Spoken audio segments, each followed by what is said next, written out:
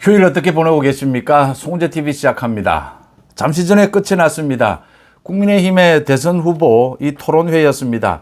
어제에 이어서 이제 A조, B조, 이번에는 B조의 토론회가 끝이 났습니다. 어떻게들 보셨습니까?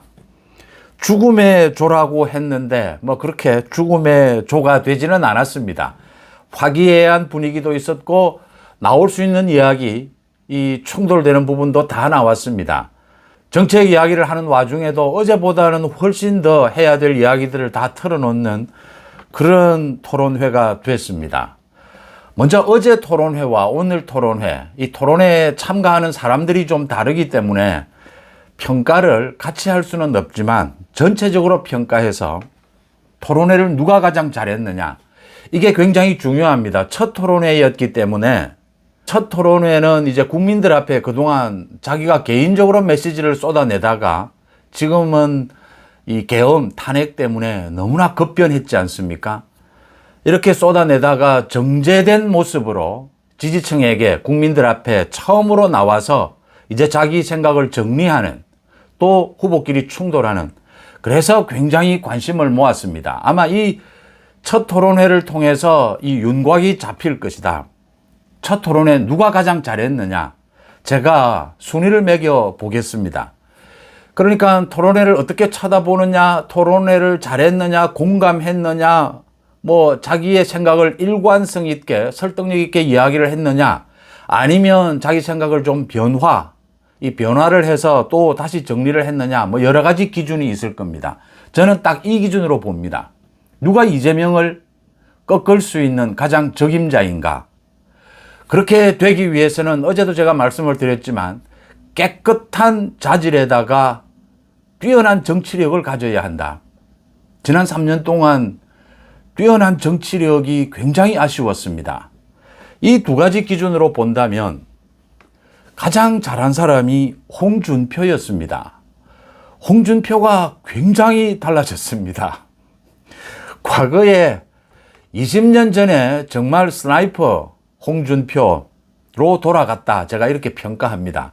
제가 참 홍준표 후보를 많이 비판했는데 이번 토론회 뭐 홍준표 후보의 단점도 모두 드러났습니다. 그런데도 지난 10여 년 동안 보여줬던 토론회를 하면 또 메시지를 내면 이 낯술 먹은, 민주당으로부터 그런 공격을 당했죠. 낯술 먹은 뭐 동네 이장처럼 이런 태도, 고압적인 태도, 많은 것을 바꿨다. 정말 자신의 말대로 마지막이다 라고 보고 정말 준비를 많이 했구나. 홍준표의 단점도 있습니다. 그러니까 이 계엄과 탄핵을 놓고 생각이 많이 바뀌고 오락가락 했습니다. 그런 부분들 첫 토론회에서 이제 정리했다라고 읽습니다.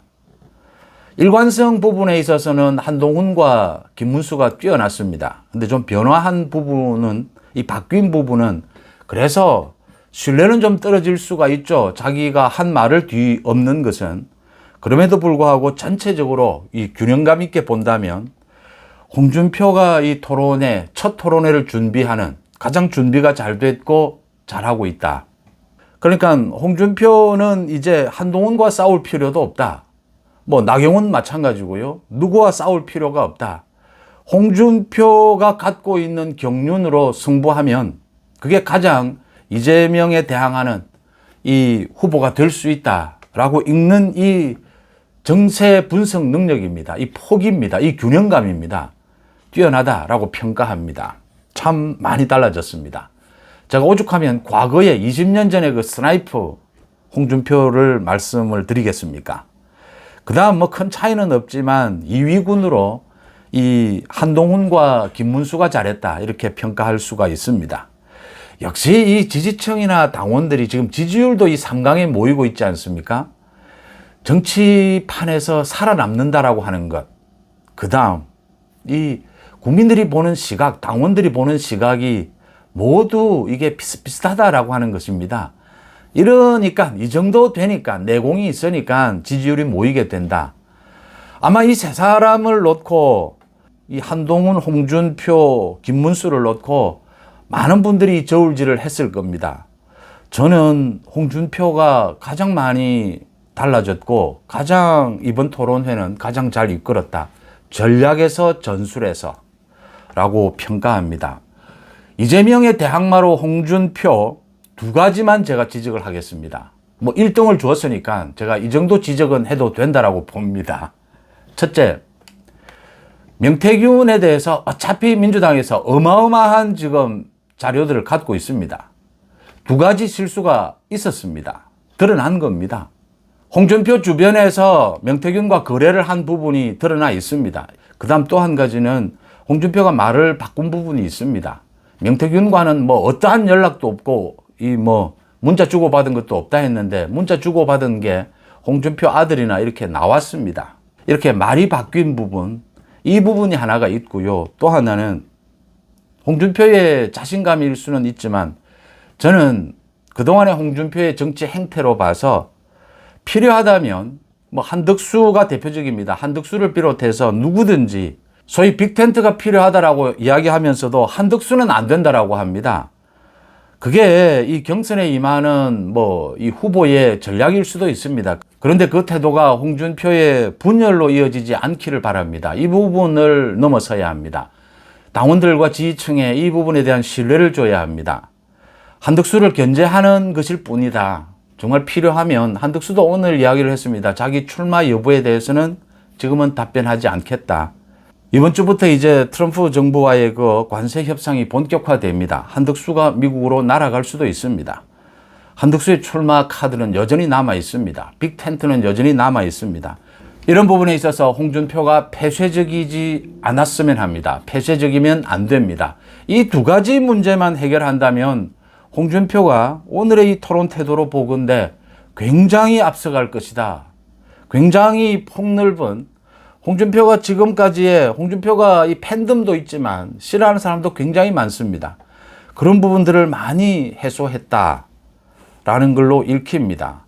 왜 그렇게 보는지는 구체적으로 제가 조금 이따 다 하나하나 말씀을 드리겠습니다.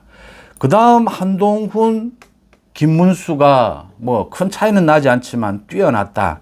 일관성이 있었고 역시 경륜, 믿음직함 또는 새로운 정치 개혁 이런 부분에서 뛰어났다라고 보입니다. 그 이외의 후보들은 이렇게 큰 존재감을 보이지는 못했다. 이렇게 평가할 수 있겠습니다.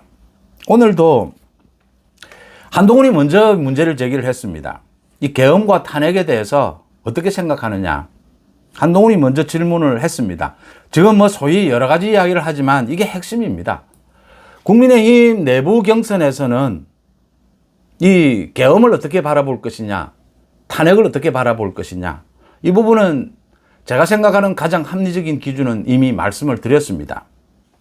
민주당의 30번에 걸친 줄 탄핵 난동, 여기에 대항해서 윤 대통령이 대통령의 권한으로서 이 계엄 카드를 던졌는데 민주당이 잘못했고 또 윤 대통령이 거기에 대항하는 것이긴 했지만 계엄 카드는 부적절했다. 계엄이 아닌 다른 카드를 썼어야 했다. 헌법 내에 다른 카드도 있습니다.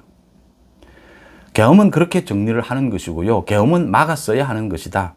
윤 대통령도 2시간밖에 되지 않았다라고 했는데 계엄을 막은 것은 윤 대통령이 막은 것이 아니고 국회에서 막은 것입니다. 그 다음 탄핵을 어떻게 바라볼 것이냐. 계엄에 이어서 윤 대통령이 이 정상적인 직무 대통령직을 수행할 수 있겠느냐. 그래서 이제 탄핵이 된 것이고 이 헌법재판소에서 탄핵 심판이 있었습니다. 윤 대통령의 계엄이 있었다고는 하지만 이게 현직 대통령에 대해서 파면해야 될 정도로 중대한 것이었느냐. 또 한 가지는 헌법재판소가 윤 대통령 탄핵 심리를 하는 것은 불공정했다. 이 부분으로 인해서 탄핵은 반대하는 것이 맞았다. 탄핵은 헌법재판소에서 각하하는 것이 맞았다. 저는 이렇게 정리를 해드렸습니다. 오늘 이 이야기를 했습니다. 한동훈의 질문으로 이제 거의 주제가 이 부분이었습니다. 홍준표는 조금 말을 또 바꿉니다. 그러니까 자신도 계엄은 반대한다. 윤 대통령이 하야하는 것이 맞았다. 탄핵 반대가 아니고 윤 대통령 하야가 맞았다. 이래서 한동훈과는 거의 생각이 일치하는 이런 태도를 보였습니다. 홍준표가 이 부분이 생각이 바뀌긴 했지만 홍준표가 많은 준비를 했다. 그러니까 이재명과 맞서기 위해서는 지금까지 홍준표가 취해왔던 오락가락했습니다. 사실은 뭐 오늘 그런 이야기도 나왔습니다. 뭐 2시간짜리 해프닝이었다 이랬는데 계엄을 그렇게 볼 수는 없는 것이다. 오락가락했습니다. 뭐 윤 대통령 탄핵, 윤 대통령 지지층을 바라보고 윤 대통령 쪽에 섰다가 왔다 갔다 하는 이런 모습을 보였는데 이제 이렇게 정리를 하면서 한동훈과 거의 비슷해졌다. 이렇게 읽힙니다. 나경원 후보는 이 부분에 대해서 그러니까 한동훈 후보가 어떻게 생각하느냐. 지금 윤석열 신당 뭐 윤어게인 이 신당에 대해서 어떻게 생각하느냐라고 물으니까 나경원 후보는 지금 윤 대통령을 왜 당 경선에 끌어들이느냐라고 했는데 윤 대통령을 당 경선에 끌어들인 건 나경원이 먼저지 않습니까? 나경원이 뭐 윤 대통령을 만났다. 윤 대통령을 만나고 난 다음에 대선 출마를 결심했다. 그건 나경원 쪽에서 흘린 거지 않습니까? 윤 대통령 윤심을 끌어댄 것이 나경원이 먼저죠. 그리고 이렇게 계엄에 대해서 어떻게 생각하느냐, 탄핵에 대해서 어떻게 생각하느냐라고 묻는데 이렇게 말을 돌리는 것은 나경원답지 못했다 이렇게 보입니다. 제가 여기에서 이제 한동훈 부분을 지적하겠습니다. 한동훈이 일관성 있고 좋습니다. 또 국민의힘 당원들에게 정말 죄송하다 사과를 했습니다. 얼마나 아프셨겠느냐. 국민들에게 또 이 계엄과 탄핵으로 얼마나 아프셨겠느냐. 사과를 했습니다. 저는 거기에서 조금 더 나아가야 된다라고 봅니다. 조금 더 나아가기를 바랬습니다. 그게 이게 홍준표나 김문수는 자기 생각을 그래도 조금씩 이 때와 장소를 가려가면서 조금씩 말의 표현 이걸 바꿉니다. 생각을. 한동훈은 절대 바꾸지 않습니다. 일관성이 있습니다. 좋은 정치입니다. 그런데 자꾸 말씀을 드리지만 부처님이나 예수님도 때와 장소를 가려가면서 표현은 좀 다릅니다. 그러니까 국민의힘 당원들에게 이야기하는 것과 전체 국민을 대상으로 이야기하는 것과 윤석열 대통령을 만나서 이야기하는 것과 이건 모두 조금씩 다를 수밖에 없습니다. 논리적으로도 법리적으로도 한동훈이 계엄을 막은 것 맞습니다. 또 뭐 탄핵으로 갈 수밖에 없었다. 그런데 오늘 그 이야기를 했습니다. 윤 대통령에 대해서 계엄이 있었는데 이 계엄이 있었음에도 불구하고 탄핵을 반대하는 것은 결과적으로 계엄을 찬성하는 것이다라고 했는데 그 논리가 왜 그렇게 비약을 합니까? 여기에는 말씀드린 대로 계엄이 있었지만 위헌 위법이 있었다 하더라도 중대했느냐라는 문제가 있습니다. 왜 이 부분을 한동훈이 잘 알고 있으면서도 건너뜁니까? 또 하나, 헌법재판소의 탄핵 심리가 절차를 위반한 부분이 굉장히 많았습니다. 뭐 말씀드리지 않아도 내란죄 부분을 뺀 것이라든지 형사소송법을 어긴 것이라든지 왜 이 부분을 애써 피합니까? 한동훈이 굉장히 유연해졌습니다. 이제 뭐 싸우려고 하지도 않고 또 홍준표도 싸우려고 하지도 않고 나경원이 싸움을 걸어도 피하는 한동훈이 굉장히 바뀌었습니다. 이 부분도 더 유연해지기를 바랍니다. 지금은 당내 경선입니다. 오늘도 그 이야기가 나왔습니다. 지금 소위 윤 대통령의 그 뭐 김계리를 비롯해서 젊은 변호사들이 신당을 만들려고 한다. 오늘 또 윤 대통령을 만났다라고 하는데 아마 윤 대통령이 말릴 것이다 라고 보입니다. 윤 대통령의 그 젊은 변호사들이 당을 만들겠다면 뭐 만들 수 있을 겁니다. 또 정광훈 목사가 출마를 하겠다. 아마 저는 예상을 하고 있었습니다. 그 자유통일당에서도 후보를 내는 게 차라리 낫다. 그런데 윤 대통령의 이름을 걸고 윤 어게인으로 지금 신당을 만들어서 누구에게 도움이 되겠습니까? 정광훈 목사가 큰 역할을 했는데 지금 신당을 만드는 것이 누구에게 도움이 되며 또 그게 정치적으로 큰 의미가 있겠습니까? 정광훈 목사는 제가 이 부분을 말씀을 드리겠습니다. 국민의힘 후보 8명을 다 떨어뜨리겠다. 차라리 이재명이 낫다. 이재명 당선을 시키겠다. 여기에서 저는 더 이상 대화를 할 필요가 없다라고 봅니다. 정광훈 목사를 찬성하는 분도 많이 계실 겁니다. 그런데 정광훈 목사가 또는 윤 대통령의 그 청년 변호인단 여기에서 하는 저런 신당이라든지 윤 대통령, 윤 어게인 이런 목소리가 빨리 잦아들어야 한다. 큰 의미 없는 것으로 좀 잦아들어야 한다. 이 부분을 말씀을 드리고요. 또 하나는 오늘 그 나경원과 이철우가 그런 부분을 굉장히 강조했는데 보수의 정통성 지키는 것이 이기는 것이다. 맞습니다. 보수가 정통성을 지키면 대한민국을 이만큼 끌고 온 것이 경제 발전, 민주화 모두 보수가 한 일입니다. 보수의 공적입니다. 보수가 다수를 차지해야 하고 보수의 정통성을 지키면 당연히 이길 수 있습니다. 좌우의 대결, 모든 갈등의 가장 밑바닥에 좌우의 대결이 있습니다. 좌우의 대결은 홍준표가 말하는 것처럼 뭐 대충 통합하자 그렇게 통합되는 문제가 아닙니다. 보수가 정확하게 진보 좌파에 비해서 우위를 점해야 합니다. 점령해야 합니다. 그런 바탕 위에서 이 통합도 될 수 있는 것이고 진보 좌파를 포용할 수 있는 것입니다. 여기서 제가 드리고 싶은 말씀은요. 보수의 정통성을 지켜서 제가 말씀드린 대로 진보 좌파를 제압할 수 있으면 이게 맞습니다. 그런데 이게 지금 안 되지 않습니까? 힘이 약할 때는 연대입니다. 중도 확장입니다. 지역적으로 보시면 됩니다. TK, PK만으로 지금 이기면 그게 가장 옳습니다. TK, PK에서 주장하는 부분들 몇 가지 과도한 부분들을 제외한다면 그런데 이길 수 있습니까? 이길 수 없기 때문에 지금 보수의 정통성만으로 이길 수 없기 때문에 중도를 이야기하고 외연 확장을 이야기하고 빅텐트를 이야기하는 것 아닙니까? 왜 뻔한 이야기를 가지고 정치 계산으로 곧 또 말을 바꿀 걸 뭐 지금은 당장 윤 대통령 지지층 이게 크니까 거기에만 대고 매달려서 이제 홍준표, 김문수는 모두 다 돌아서지 않습니까? 그게 맞지 않습니까? 누가 지금 홍준표, 김문수가 오락가락했다, 홍준표가 오락가락했다, 제가 그렇게 비판하지 않습니다. 지금의 제1원칙은 이재명을 제압하는 것입니다. 이재명을 제압해야 보수의 정통성이 지켜지는 것이죠. 지고 나서 또 총선에서 또 지고 나서 계속 우리끼리 뭉치자, 우리끼리 잘하자. 총선에서 지니까 야당이 200석 가까이 되니까 어떤 일이 벌어진다라고 하는 것을 국회를 점령한 민주당이 이재명이 나라를 완전히 절단내고 있다라는 것을 보고서도 국민의힘 후보보다 이재명이 낫다라는 둥, 뭐 윤어게인이라는 둥, 그 아픔을 모릅니까? 언제까지 아프고만 있을 수는 없지 않습니까? 이재명을 이기는 길을 찾아 나서야 하지 않겠느냐라는 부분을 말씀을 드립니다. 한동훈이 그 부분을 끝까지 고집하는 것, 뭐 일관성이 있어서는 좋습니다. 근데 너무나 자신이 잘 알고 있는 부분인데도 이 계엄과 탄핵의 일관성을 유지하는 모습을 보면서 국민의힘 당원들 전통적인 지지층에서는 좀 아쉽다. 그걸 정말 거듭되는 사과, 죄송하다라는 말로만 넘어갈 것이냐. 한 번쯤은 공감하는 모습도 보여줘야 한다. 헌법재판소는 좀 엉터리였다라는 정도는 올 수 있는 것이다.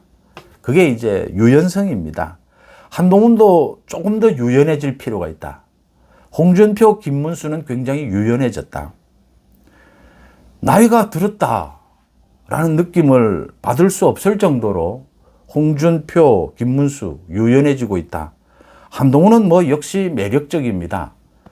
참 이번에는 이 이재명을 꺾어야 된다라는 것 때문에 이 정치 개혁, 시대 교체 이런 게 조금 묻히긴 하지만 한동훈은 역시 뛰어난 정치적인 자질을 가지고 있다라는 평가할 만합니다. 한동훈에 대해서 송은재TV의 많은 시청자분들도 댓글에서 찬성 반대를 말씀하시는데 뭐 한동훈이 정말 좋다. 한동훈은 죽어도 안 된다 이렇게 말씀을 하시는데 지금 이 3명의 후보만 보더라도 또 8명의 후보 전체를 보더라도 한동훈의 가치를 생각해야 합니다. 그러니까 경선이라고 하는 것은 정반대되는 이재명을 이길 수 있는 반이재명이라고 하는 모든 사람이 모여서 모든 사람, 모든 세력을 대변하는 후보들이 모두 모여서 하나로 녹여내는 것입니다. 이제 마지막 한 후보가 탄생을 할 겁니다. 만약 여기에 한동훈이 없다면 이건 뭐 계엄도 잘 됐고 이거 지금 이 경북도지사 뽑는 거 아니지 않습니까? 부산시장 뽑는 것 아니지 않습니까? 대통령 뽑는 것이지 않습니까? 이재명 이겨야 하지 않습니까? 한동훈이 갖고 있는 이 포지션, 이 정치색, 한동훈이 1위 후보로 되든 1위 후보가 되지 못하든 이걸 하나로 녹여내야 된다라고 하는 의미에서 한동훈은 필요한 것입니다. 또 만약 한동훈이 없으면 그 자리는 이준석이나 안철수가 대체하게 될 것입니다. 이런 부분들을 좀 생각을 여러 가지 균형감 있게 하다 보면 토론회를 통해서 거의 이제 드러났지 않느냐 이렇게 보입니다. 여러분들도 많은 평가를 하셨겠지만 저도 머릿속에 선명하게 어떻게 하면 이재명을 이길 수 있느냐. 이번 토론회를 통해서 자신감을 가졌다. 둘째, 자신감을 가져도 좋을 만큼 뛰어난 후보가 드러났다. 발견되었다. 제가 아직은 3강으로 이야기하겠습니다. 홍준표, 한동훈, 김문수 이런 정도라면, 이런 정도로 모두가 뭉치고 빅 텐트를 만든다면 또 한덕수 카드가 살아 있습니다. 얼마든지 이재명을 제압할 수 있다라는 결론을 맺을 수 있는, 저는 굉장히 흡족하고 자신감을 가질 수 있는 많은 요인들, 지금 변수들이 있습니다. 그런 요인들은 아마 후보들이 정리해 갈 것이고, 먼저 그 다음 당원들, 지지층에서도 이제 작은 변수들은 그대로 사그라들게 이렇게 만들어 줄 것이다. 송은재TV의 회원분들, 구독자분들, 이 시청자분들도 그런 길에 동참할 것이다. 소위 이재명은 제압을 하고 헌법 개정을 하고 그 다음 많은 것들을 생각하자라는 쪽에 동의하실 것이다 믿습니다. 송은재TV 마칩니다. 고맙습니다.